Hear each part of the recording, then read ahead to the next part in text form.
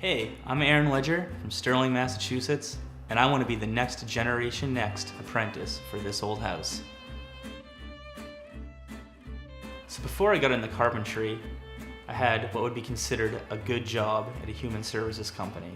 It was very desk heavy, very computer heavy, and though that was fulfilling and important work, I eventually stumbled across the Heartwood School out in Washington, Mass, and found that they had a cabin building course. And I immediately enrolled and went and lived out of a tent in the Berkshires for a month and built a cabin. And while building that, I felt so much passion and energy. Basically my entire adult life, I'd worked for nonprofits and worked for some sort of outreach organization. And it was tough for me to visualize just going and building houses.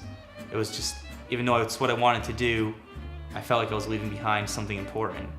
And then I stumbled across Habitat for Humanity and found that those two things could coexist simultaneously, and I didn't have to make any sacrifices. I could help others that really needed help, but also actually learn how to be a carpenter and take those skills I learned at Heartwood and test them out for a full year instead of just a few weeks. It was just an incredibly empowering and life-changing experience. My grandfather, Eugene Ledger, was many things, but among them, he was a home builder and an architect and a green energy innovator. At one time, he held a world record, as far as we understand, for the most energy efficient house in the world. Unfortunately, I never built anything with my grandfather. I was too young to really realize I should probably talk to him about these things when he was still alive, but if he only knew that that got me up every day and drove me to become a better builder myself, I wish he could know that. So my previous job in human services, I had actually made enough money to buy myself a small house in Sterling. And after my first year at Habitat, I learned just how much was wrong with my first house in Sterling. And I talked to some of my superiors, got some advice on what was wrong with it, and got a crowbar and started ripping it apart. There's many spots in my house where there was a very creaky floor or a saggy floor. You would feel sag as you walked, which I didn't know it did before I became an apprenticing carpenter. And I went underneath and I found these spots, and I found incredible spans, 18 feet unsupported. I didn't even know how my house was standing. And I went in and I dug holes and put in new piers and put in new posts, and I really helped give my house a lot more rigidity and structure.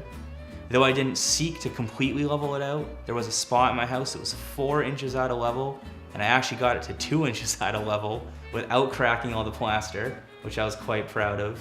And there it will stay 2 inches out of level for now. After I addressed my house's structural issues, I wanted to get back on track with the original project.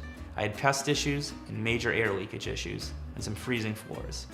I found a Journal of Light Construction article, and somebody had a similar issue I had in the bathroom with a massive mouse problem and a massive air leakage problem. So I air sealed the floors, I put in bats between the joists, I put blue styrofoam over, I patched all the holes where the mice were coming in. I can now turn my heaters down to about half of what they were last winter. I have a sturdier house, and I have no more mice. It felt good to bring my house a little bit closer to the 21st century. In addition to a year at Habitat, which is now my second year at Habitat, and taking on home renovation projects, I still wanted a little bit more. I wanted some more technical background. I felt like I didn't understand what was happening on the build site. I could frame the wall the boss told me to, and I could get the materials that needed to be purchased, but I didn't know why. So my boss told me about a program at Wentworth he did when he was my age, so I enrolled in their construction certificate. I've taken courses in estimating, plan reading, and I'm currently in a framing course at the Carpenters Union, which will be followed by a foundation laying course in the spring. My heroes are people that take their masterful level of craftsmanship and they give it back to their community.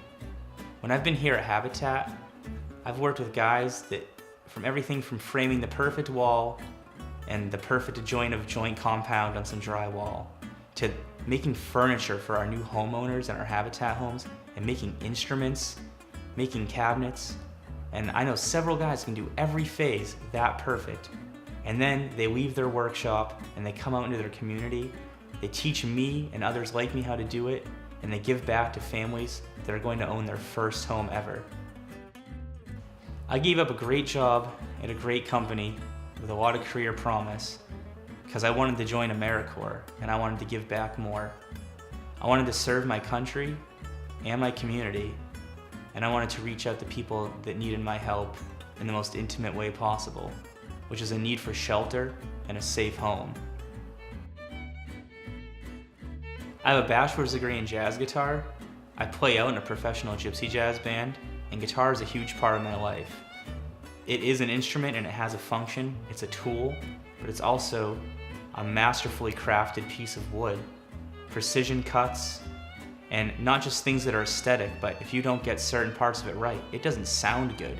It doesn't play good.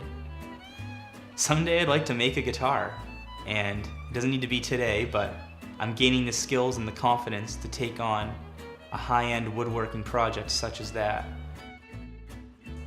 I love New England homes. I feel privileged to have grown up in an area with so much architectural history. I want to be part of that and learn how to be part of that community that builds these structures and maintains these structures and keeps a heritage of fine home craftsmanship alive. On this old house, I'll get to work with people that exemplify this tradition, and hopefully I can learn from them and I can carry that on for the rest of my life. I believe I have what it takes to be an apprentice with this old house. I'm dedicated to the craft, I'm passionate about it, and I've already proven that I'm willing to turn my life upside down to learn as much as possible about it. I hope to be building with you this spring in Rhode Island.